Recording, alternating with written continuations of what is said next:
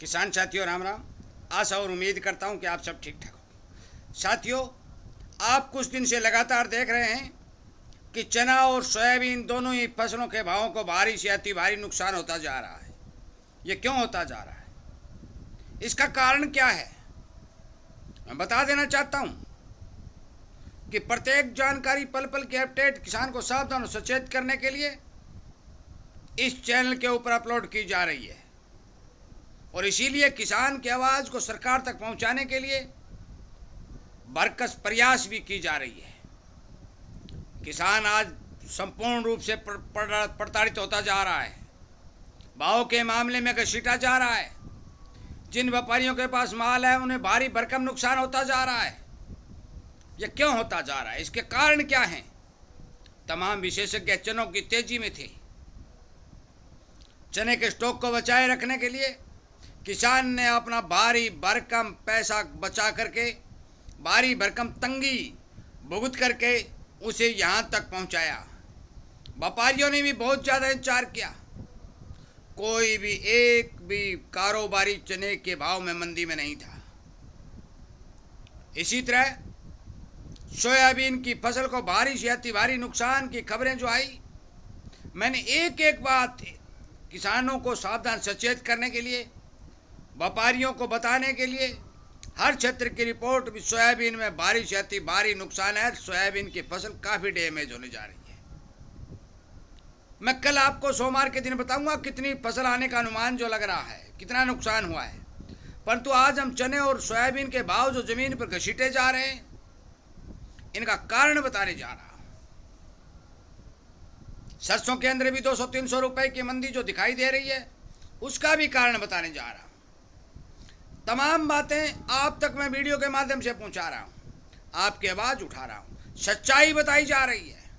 इसीलिए आपसे विनती निवेदन की जा रही है कि आप इस किसानी आवाज़ का समर्थन करिए।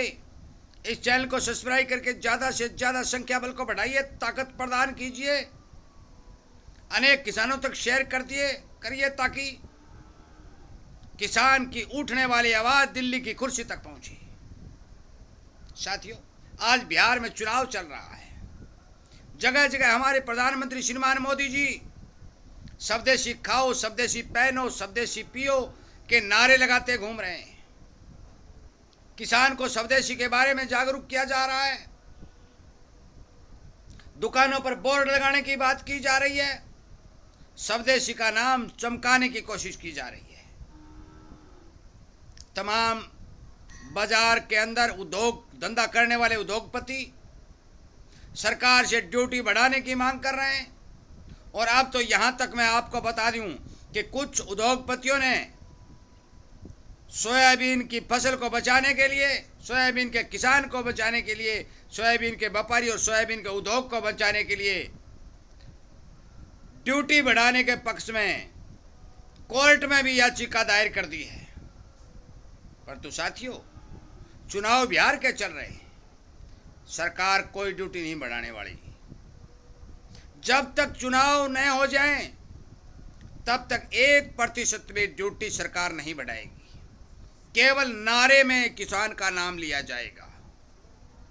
और जब तक चुनाव होंगे, तब तक संपूर्ण रूप से किसान का तेल निकल जाएगा, व्यापारी का भारी भरकम घाटा बन जाएगा, देश का उद्योग नरक में चला जाएगा।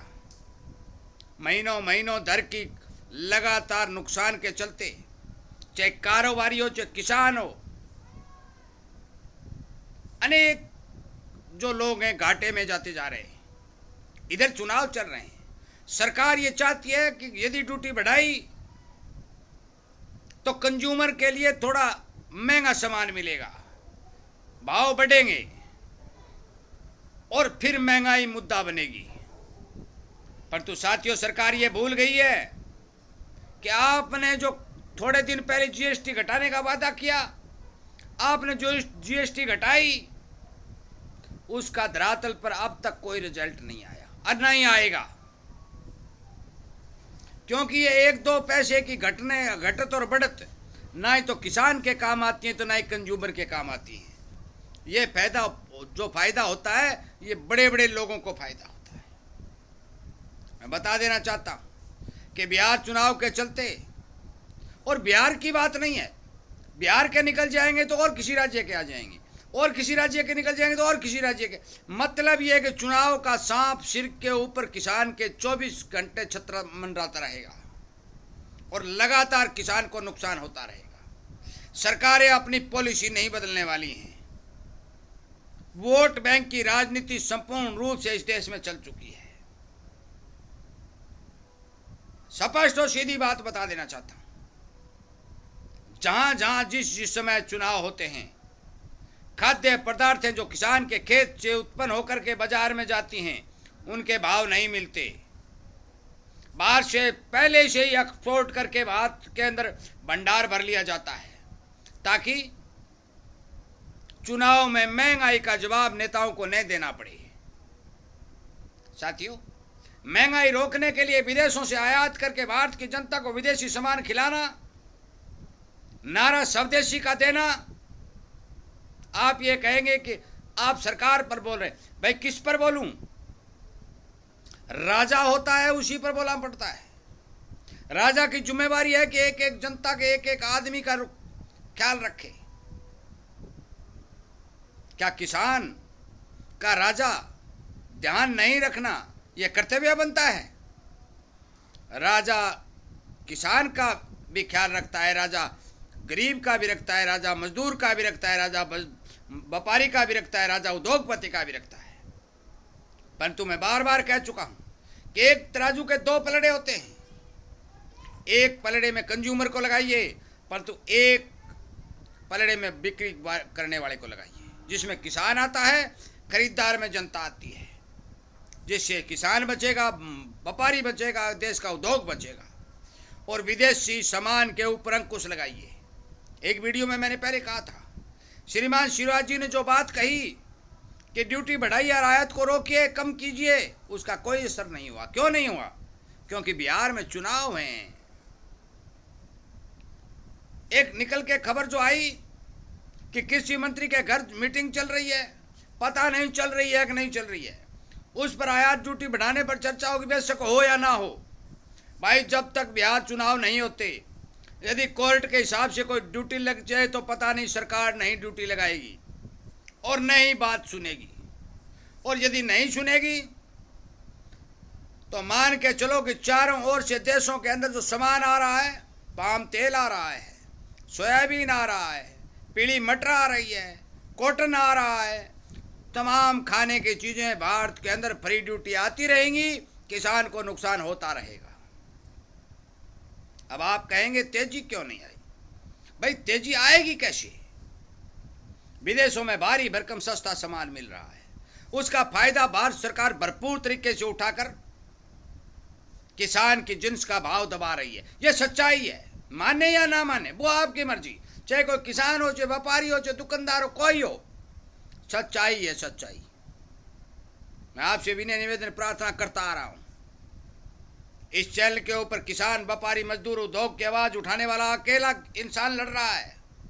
कुछ मेरे किसान साथी मदद कर रहे हैं, परंतु बहुत थोड़ी संख्या में मदद की जा रही है। बहुत थोड़ी संख्या में आवाज को बुलंद किया जा रहा है। सोशल मीडिया के ऊपर किसान, व्यापारी और उद्योगपति की ताकत, उद्योगपति और किसान, व्यापारी और मजदूर की आवाज नहीं सुनी जा रही है, नहीं बनाई जा रही है। और इसीलिए मैं कहता हूं, जब तक संगठित नहीं होंगे, अपनी ताकत को नहीं पहचानेंगे, हाथी मत बनिए। हाथी बने रहेंगे, पिटते रहेंगे।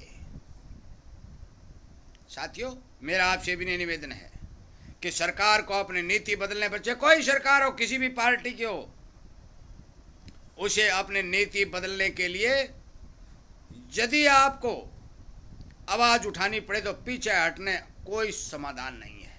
सोशल मीडिया की ताकत एक ऐसी ताकत है जो मैं बार बार बता चुका हूं।